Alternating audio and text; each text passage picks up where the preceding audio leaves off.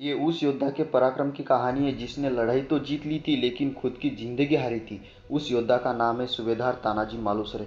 जब छत्रपति शिवाजी महाराज को अपने योद्धा की मौत के बारे में पता चला तब उन्होंने कहा, गढ़ आला पण सिंह गेला। यानी किला तो जीत लिया लेकिन अपना सिंह खो दिया। और इसी कारण छत्रपति शिवाजी महाराज ने इस किले का नाम बदलकर सिंहगढ़ रख दिया। आज की इस वीडियो में हम जानेंगे उस महासंग्राम के बारे में।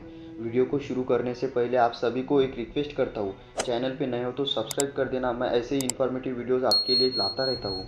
चलिए वीडियो को शुरू करते हैं। सिंहगढ़ एक पहाड़ी किला है जो महाराष्ट्र के पुणे शहर से लगभग 30 किलोमीटर दूरी पर दक्षिण पश्चिम दिशा में स्थित है। इस किले की ऊंचाई समुद्र तल से 4400 फीट ऊंची है। इस किले की कुछ उपलब्ध जानकारी से पता चलता है कि ये किला करीब 2000 साल पुराना किला है। सिंहगढ़ के किले के बारे में कहा जाता था कि जिसके पास एक किला होगा पुना भी उसी का ही होगा। इस किले पर कई युद्ध हुए लेकिन उन सब में खास थी 1670 की सिंहगढ़ की लड़ाई। ये लड़ाई उस दौर से शुरू होती है जब सिंहगढ़ का नाम कोढ़ाना हुआ करता था। लगभग 750 मीटर की ऊंचाई पर बने किले पर एक राजपूत कमांडर उदयबान का राज हुआ करता था।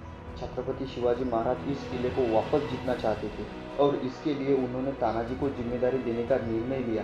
परंतु तानाजी के बेटे रायबा की शादी है यह पता चलने पर उन्होंने तानाजी को कहा कि ताना तुम रायबा की शादी करो, हम लड़ाई पर जाते हैं। लेकिन तानाजी मालुसरे की जीत के कारण शिवाजी महाराज को उन पर जिम्मेदारी सौंपनी पड़ी। तब तानाजी ने कहा, आधी लगीन कोंडाण्याचे मगच माझ्या रायबाचे। यानी अब पहले किला लेंगे और फिर शादी की बात होगी। और तानाजी अपने सैनिकों के साथ कोंढाना पहुंच गए।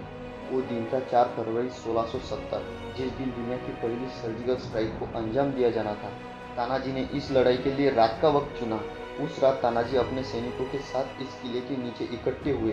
किले की दीवारें इतनी ऊंची थी कि उन पर आसानी से चढ़ना मुमकिन नहीं था। चढ़ाई बिल्कुल सीधी थी। कुछ लोगों के अनुसार तानाजी अपने साथ यशवंती नाम के एक घोड़बड़ को लेके गए थे ताकि किले पर चढ़ने के लिए सहायता मिले।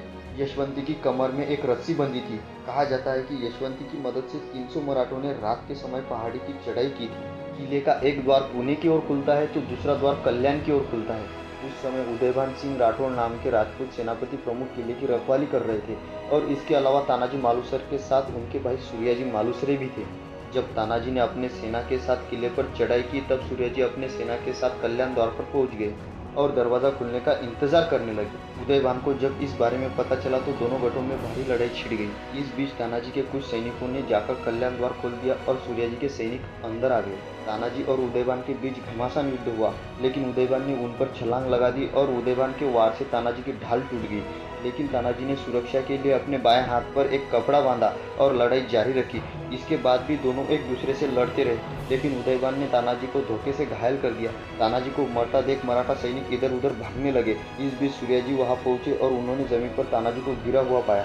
उसी वक्त शेलार मामा आगे आए और उन्होंने उदयभान को मार डाला। इसके बाद जब सूर्याजी ने सैनिकों को भागता हुआ देखा उन्होंने सैनिकों से कहा, तुम्हारे सेनापति लड़ते लड़ते मर रहे और तुम भाग रहे हो। मैंने नीचे उतरने की रस्सी काट दी। अब या तो किले से कूदकर जान दो या अपने शत्रुओं पर खुलकर प्रहार करो। तब सैनिकों ने अपनी पूरी जान लगाकर शत्रुओं पर आक्रमण किया और किला हासिल करने में सफल रहे।